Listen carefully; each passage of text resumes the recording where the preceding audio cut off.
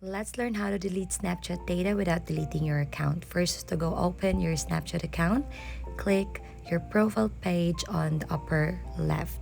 Then click on the gear icon on the upper right and go ahead and find your privacy control. So you have there your clear data. You can just click on it and you can just choose whatever you want to clear. Conversations, contact data, lenses, photo shoot, snaps, search history, scan history, voice scan history, sticker searches, autofill, shopping history, top locations, and most importantly, you can also clear your cache. So let's make this as an example. Let's clear our cache here. Just click and just tap clear. And once you have tapped it, it will be clearing all the data. And I think that's it. That's how you delete your data without actually deleting your account. So if you find this helpful, don't forget to like and subscribe.